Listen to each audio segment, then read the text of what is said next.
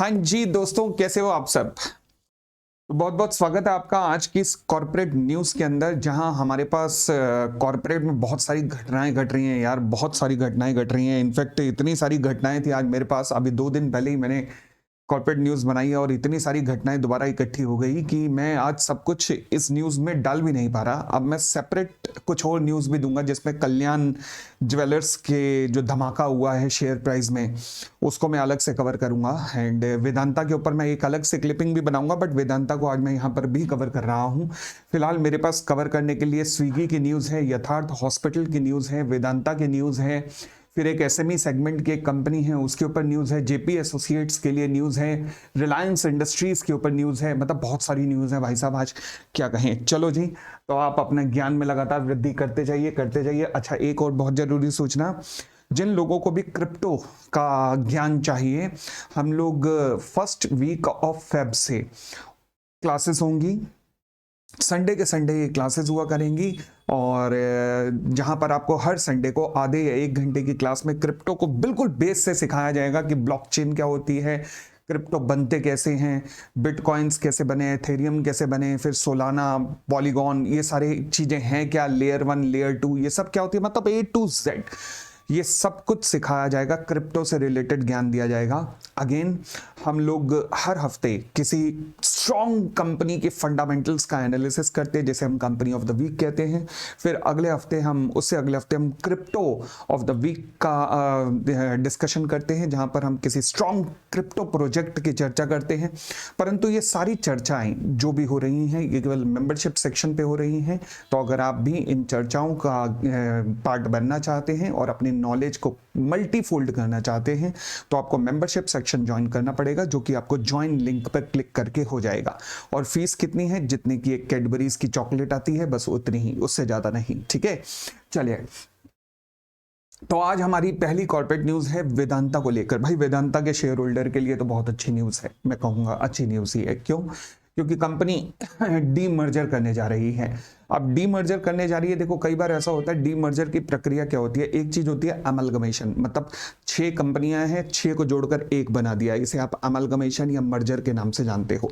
और डीमर्जर का नाम होता है कि जब मैंने अपने सिर पे बहुत सारा बोझ लाद रखा है, मतलब यहां पर भी अलग लोड, यहां पर अलग लोड, यहां पर अलग लोड, मतलब अलग अलग लोड मैंने अपने कंधों और सिर पे रख रखा है, तो कितना मैं तंदुरुस्त फील करूं, कितना मैं अपने आप को हल्का फील करूं, और कितने अच्छे तरीके से मैं अपना काम कर पाऊंगा कि अगर मैं ये फालतू के लोड हटा के अलग अलग जगह पे फिट कर दूं। तो जब एक कंपनी को डिफरेंट पार्ट्स में तोड़ दिया जाता है, तो इस प्रक्रिया को अपन लोग डीमर्जर कहते हैं, ताकि मैं अपने मेन कोर एरिया के ऊपर कंसंट्रेट कर सकूं। अब यही वेदांता ने किया है। पहली बात, वेदांता है कहां है? Vedanta oil and natural gas के लिए भारत की सबसे बड़ी कंपनियों में से एक है, under the pioneer leadership of mister Anil Agarwal. अब ये कहा जाता है कि कंपनी का कनेक्शन कहीं ना कहीं केन्स एनर्जी से है। केन्स एनर्जी, जिसका भारत से एक बहुत लंबा डिस्प्यूट चला है over a period of time, और बट खैर उसकी चर्चा मैं पहले भी कॉर्पोरेट न्यूज़ में की हुई है, बाद में कभी कभी कभी करेंगे। बट फिलहाल आज वेदांता पे कंसंट्रेट करते हैं कि वेदांता फरवरी 18 को कंपनी ने अपने शेयर होल्डर और क्रेडिटर्स की मीटिंग रखी है, ताकि डीमर्जर का प्रोसेस किया जा सके। कंपनीज एक्ट में सेक्शन 230, 231, 232, खासकर 230 एंड 232 दो सेक्शन या धाराएं हैं, जिनमें लिखा है कि कभी भी आप डीमर्जर करना चाहते हो या फिर मर्जर या अमलगमेशन करना चाहते हो, तो आपको शेयर होल्डर या फिर क्रेडिटर्स की approval, share holder and creditors की अप्रूवल लेनी पड़ती है। सबसे पहले शेयर होल्डर की अप्रूवल होती है। अगर शेयर होल्डर की मीटिंग सुबह है तो क्रेडिटर्स की मीटिंग शाम को होगी, और अगर शेयर होल्डर की मीटिंग शाम को है तो क्रेडिटर्स की मीटिंग अगले दिन होगी। तो यहां पर दोनों से अप्रूवल लेनी पड़ती है। अप्रूवल लेने के बाद फिर कंपनी जाती है कोर्ट के पास, जैसे हम ट्राइब्यूनल कहते हैं। ट्राइब्यूनल के पास जाकर एप्लीकेशन फाइल करती है, और ट्राइब्यूनल अपनी अप्रूवल दे देता है। और फिर कंपनी को बताना पड़ता है कि हमारी रिकॉर्ड, हमारी अपॉइंटेड डेट कौन सी होगी। अपॉइंटेड डेट का मतलब होता है कि ये वो डेट होगी जिस दिन से ये डीमर्जर इफेक्टिव होगा। ठीक है, फिलहाल 18 फरवरी वो डेट है जिस दिन शेयर होल्डर की एंड क्रेडिटर्स की, पहले शेयर होल्डर की फिर उसके बाद एंड क्रेडिटर्स की मीटिंग होने वाली है। अच्छा, ये मीटिंग वर्चुअल मोड में हो रही है, मतलब कि अगर आप शेयर होल्डर हो तो आप इस मीटिंग मीटिंग का पार्टिसिपेंट बन सकते हो। और मैं आपको कहूंगा कि सही में अगर आप शेयर होल्डर हो तो आप नॉलेज गेन करने के लिए अगर हो सके उस दिन टाइम हो तो थोड़ी देर के लिए मीटिंग का पार्ट बनना, देखना, डिस्कशन में पार्टिसिपेट करना। चलिए फिलहाल 18 तारीख को मीटिंग होगी जिसमें और कंपनी अब करने क्या वाली है ये भी देख लीजिएगा। The scheme of arrangement is between Vedanta limited and Vedanta aluminium metals limited. Bharat में एल्यूमिनियम की सबसे बड़ी कंपनी है वेदांता। और फिर उसके बाद तलवंडी सबो पावर्स लिमिटेड यानी कि पावर एनर्जी सेगमेंट अलग हो रहा है, वेदांता बेस मेटल अलग हो रहा है, वेदांता आयरन एंड स्टील अलग हो रहा है। और अगर आपके पास वेदांता के शेयर हैं तो वेदांता के शेयर होने के बाद आपको 5 शेयर मिलेंगे, हर एक शेयर के बदले में 5 शेयर मिलेंगे, मतलब हर एक कंपनी का शेयर मिलेगा। तो अच्छी न्यूज है, मैं कह सकता हूं शेयर होल्डर्स के लिए बहुत अच्छी न्यूज है। और आप बने रहिए कंपनी में, अच्छी न्यूज है, कंपनी भी अच्छी कंपनी है, हाई डिविडेंड पे करने वाली भारत की कंपनी है। अगेन बाइंग सेलिंग रिकमेंडेशन कोई नहीं है भाई, ज्ञान प्राप्त करो, बस अपनी नॉलेज बढ़ाओ और नॉलेज इस लेवल की ले जाओ कि खुद की रिसर्च कर सको। समझ आया? तो अगेन कोई बाइंग सेलिंग रिकमेंडेशन मत मानना, इसे केवल अपना ज्ञान की वृद्धि करो। चलिए अगली न्यूज हमारे पास आती है स्विगी को लेकर। स्विगी, अब इसने क्या कर दिया सर? स्विगी ने क्या किया है? Swiggy gets corporate affairs ministry nod to launch the sports subsidiary. अब स्विगी ने मिनिस्ट्री ऑफ कॉर्पोरेट अफेयर की अप्रूवल मिली है इसे कोई स्पोर्ट्स सब्सिडरी खोलने के लिए। मिनिस्ट्री ऑफ कॉर्पोरेट अफेयर की अप्रूवल कहां से आ गई भाई साहब? मिनिस्ट्री ऑफ कॉर्पोरेट अफेयर की अप्रूवल तब आती है जब कंपनी कहीं ना कहीं सेक्शन 8 कंपनी बनाने जा रही हो, मतलब एनपीओ टाइप बनाने जा रही हो जो कि प्रॉफिट के लिए ना बना हो। तो ये कंपनी भी कहीं ना कहीं स्पोर्ट्स एक्टिविटी को बढ़ावा देने के लिए इन्होंने कंपनी खोली है जो कि होली ओन सब्सिडरी होगी। अब ये होली ओन सब्सिडरी क्या होता है, इस स्ट्रक्चर को ध्यान से समझिएगा। कई बार ऐसा होता है कि आप किसी अलग बिजनेस में जाना चाहते हो तो आप अपनी मेन कंपनी में उसे मर्ज नहीं करते, जैसे वेदांता का भी एग्जांपल लिया। तो आप क्या करते हो कि ये कंपनी रहे मेरी, सारी ओनरशिप मेरे पास रहे, बट मेरी कंपनी से अलग रहे, क्योंकि कंपनी का एक बहुत बड़ा फीचर होता है कि हर कंपनी एक सेपरेट लीगल एंटिटी मानी जाती है। तो इसलिए स्विगी ने भी क्या किया, स्पोर्ट्स एक्टिविटीज को बढ़ावा देने के लिए एक कंपनी बनाई, परंतु कहीं कंपनी का मेन कोर बिजनेस उसे अफेक्ट ना हो, इसलिए कंपनी ने क्या किया, उसे होली ओन सब्सिडरी कंपनी बना दिया। जैसे मैंने किया, मैं फॉर एग्जांपल मैं क्या करता हूं, लॉ पढ़ाता हूं, ऑडिट पढ़ाता हूं, मैं लॉ और ऑडिट का आपको एनालिसिस करवाता हूं, साथ में कॉर्पोरेट न्यूज करवाता हूं। बट फिर मेरे दिमाग में आया कि जब पोपली 15 साल तक तो कंपनियों की बैलेंस शीट का एनालिसिस करके आया है, कंपनी की प्रॉफिट एंड लॉस का एनालिसिस करके आया है, तो वो ज्ञान बच्चों को आईपीओ एनालिसिस के रूप में शेयर करने में क्या दिक्कत है? तो मैंने आईपीओ एनालिसिस शुरू किया, अब मैं एसएमई आईपीओ एनालिसिस शुरू कर रहा हूं, अब मैं कंपनी ऑफ द वीक शुरू कर रहा हूं, फिर क्रिप्टो प्रोजेक्ट्स के ऊपर भी ज्ञान प्राप्त करके अब वो मैं आपके साथ शेयर करने जा रहा हूं।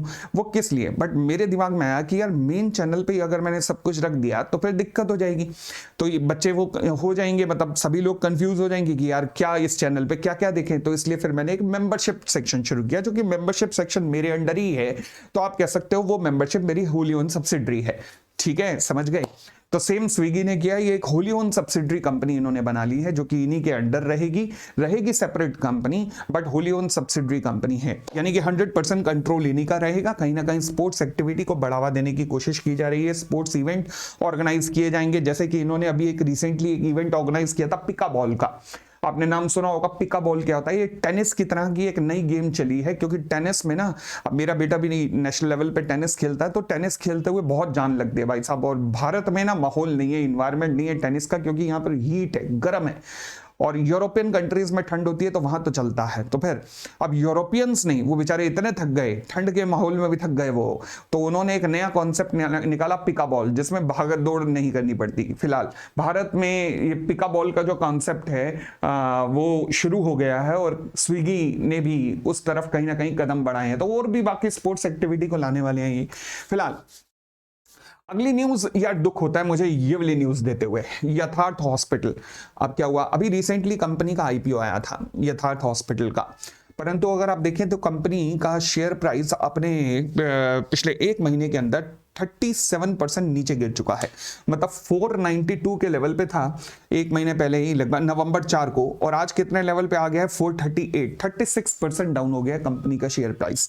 अब ये ना, मुझे सही में ये न्यूज देते हुए बड़ी दुख होता है, बहुत दुख होता है। क्यों? क्योंकि अब सवाल उठा कि शेयर का प्राइस गिरा क्यों?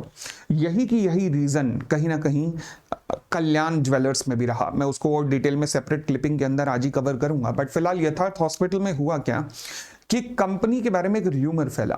र्यूमर ये था कि कंपनी के ऊपर इनकम टैक्स की रेट डल गई है, कंपनी के ऊपर इनकम टैक्स ने कंपनी से, डिपार्टमेंट ने कंपनी से एक्सप्लेनेशन मांगी है, कंपनी एक्सप्लेनेशन नहीं दे पा रही है, कंपनी के पास काफी फर्जी कैश जब्त हुआ है।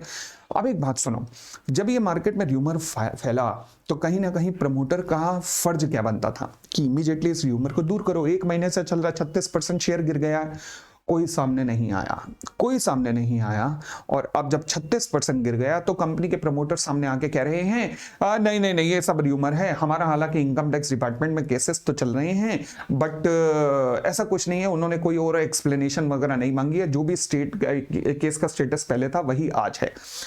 ये बात तुम एक महीना पहले नहीं कह सकते थे। इसे कहते हैं कॉर्पोरेट गवर्नेंस के ऊपर क्वेश्चन मार्क है कि जब पब्लिक का पैसा लुट रहा है तो तुम उसे लुटने दे रहे हो। तुम्हें भी पता है शेयर प्राइस क्यों गिर रहा है, तुम नहीं आ रहे।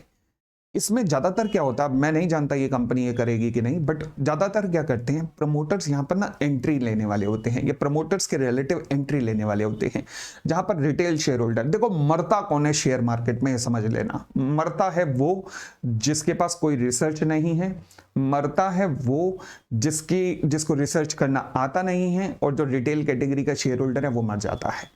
तो इसलिए प्लीज आप ऐसे चैनलों से जुड़े रहें जहां आपको एडवाइस दी जाती हो, इन्वेस्टिंग की नहीं, एटलीस्ट ज्ञान दिया जाता हो कि किस कंपनी के ऊपर क्या अपडेट है। जैसे कि अब मुझे पिछले 2-3 दिन में बच्चों ने कहा था कि सर यथार्थ हॉस्पिटल का कुछ बताइए, सर कल्याण ज्वेलर्स का कुछ बताइए। तो मैं ठीक है, क्योंकि घटना घट रही होगी तभी बच्चा कहीं ना कहीं कोई लोग परेशान है, तो मैंने इन सबको अपनी कॉर्पोरेट न्यूज में कवर करने की कोशिश की ताकि जेन्युइन न्यूज आपके सामने ला सकूं।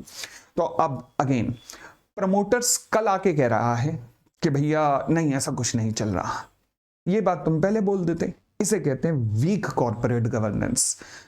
तो बस मेरे को ऐसी कंपनियों से ना, मैं क्या कहूं, मुझे अच्छा नहीं लगता ऐसी कंपनियों का कि यार तुम मतलब क्यों रिटेल इन्वेस्टर्स का कहीं ना कहीं तुमने एंट्री करनी होगी यार, सीधा बोलो ना। अब मैं ये कह नहीं सकता इस कंपनी में, बट पास्ट में जैसा भी इस कंपनी पास्ट में कभी भी ऐसा कंपनियों ने किया है तो वो कहीं ना कहीं प्रमोटर अपनी एंट्री करवाना चाहता है। बस नॉट हैप्पी विद दिस। चलिए आगे आते हैं। अगली न्यूज है, अरे जो लोग भी एसएमई की कंपनियों में इन्वेस्ट करते हैं आप में से, बहुत सावधानी रहना भैया, बहुत सावधानी रहना। तुम तो मंदिर मस्जिद गुरुद्वारे जहां भी जाते हो दुगना कर दो जाना भाई साहब, एसएमई की कंपनियां सही में खतरनाक है। मैं भी जब एसएमई का आईपीओ के ऊपर अब प्रॉस एंड कॉन्स डिस्कस करने शुरू करने वाला हूं तो मुझे पता है कि बहुत ही तेल निकलना है। ये एसएमई की कंपनियां भाई, मानता हूं इनके आईपीओ खुलते हैं डबल पे खुलते हैं, बट आप जब किसी को सजेशन दे रहे हो ना आईपीओ के बारे में, तो मुझे भी प्रोस्पेक्टस 2 बार पढ़ना पड़ेगा कि कहीं कोई गड़बड़ ना करूं प्रोस्पेक्टस पढ़ने में मैं। तो मैं इसलिए थोड़ा सा डिले करके चल रहा हूं, और मैंने कहा जी फरवरी के फर्स्ट वीक से शुरू करूंगा मैं। अब सुनना जी, अब रिसेंटली सेबी ने कुछ कंपनीज के ऊपर बैन लगा दिया एसएमई में। पी कितना पूछ रखा था? 4 लाख।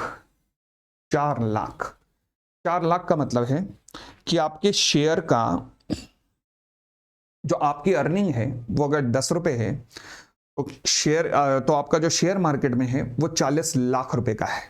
तो 40 लाख रुपए का शेयर और 10 रुपए की अर्निंग, तो मतलब 4 लाख का पी है कंपनी का। अरे प्राइस अर्निंग रेशो, ये 4 लाख के पी होते हैं। यहां पे तो 50 के ऊपर तो रेड लाइट जल जाती है कि भैया 50 का पी पहुंच चुका है, थोड़ा संभल के, महंगा हो गया शेयर, और वो 4 लाख का पी। सेबी ने ऐसी कंपनियों को पकड़ा है, और एक नहीं कई निकली हैं। अचेली industrial finance limited, Abhijit trading company, Calex security, hibiscus holding, avail financial service, इडॉप्टिका retail India and sulphur securities. एक बात कॉमन है सब में, ये सारी की सारी छोटी छोटी एनबीएफसीज हैं जो कि शेयर परचेज करने का काम कर रही हैं, फाइनेंस करने का काम कर रही हैं, सिक्योरिटी परचेज करने का काम कर रही हैं।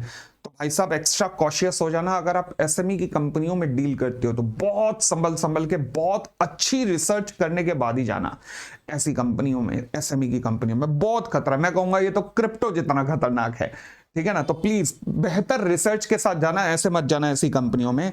तो देखिए क्या हुआ है, पंप एंड डंप टेक्निक का ये लोग यूज कर रही थी। पंप एंड डंप टेक्निक का मतलब जहां फैब्रिकेट करके डिमांड बढ़ाई जाती है।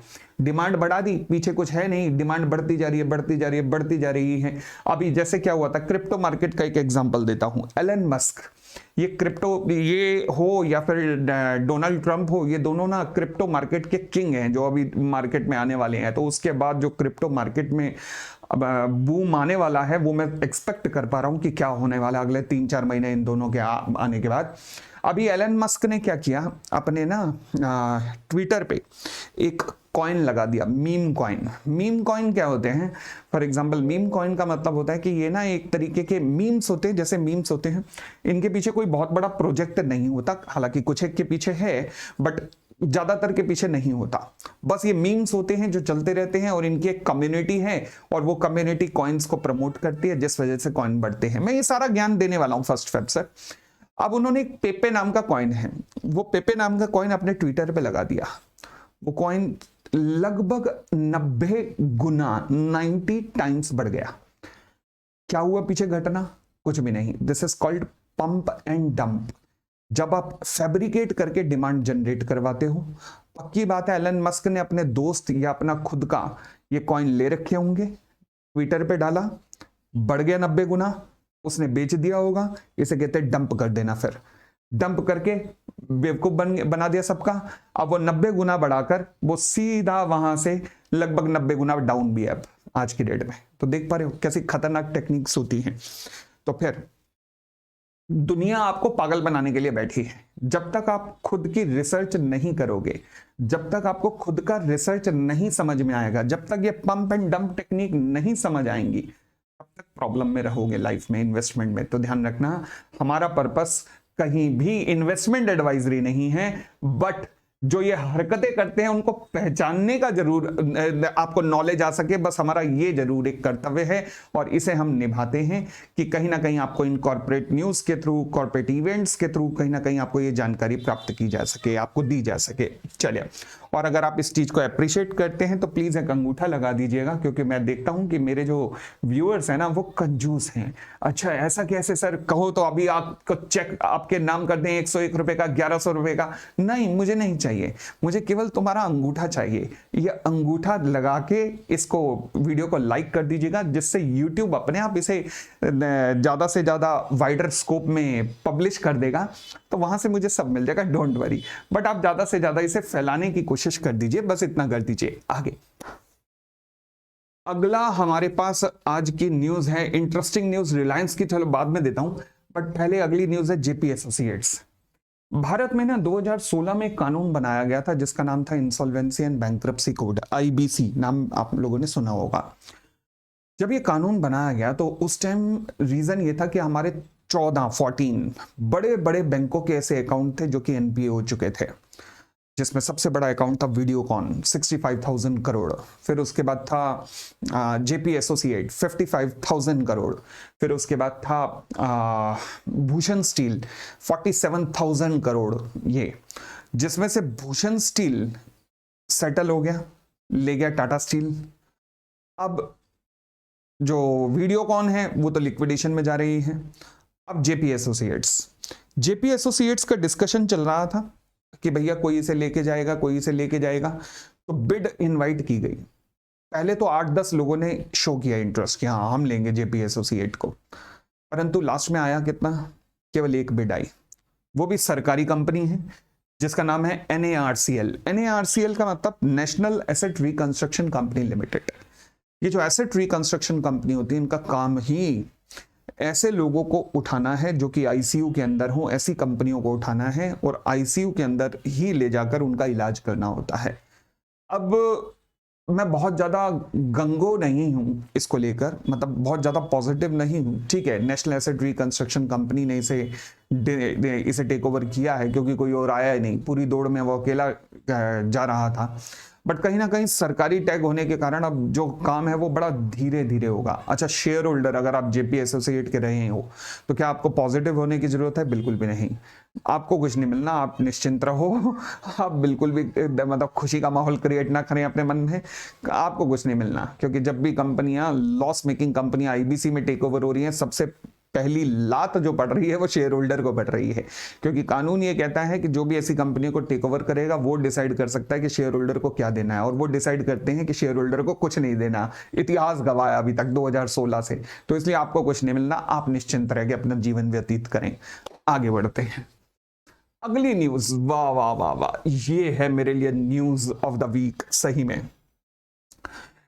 Indo-Russia term deal talks for crude oil on hold amid the sanctions.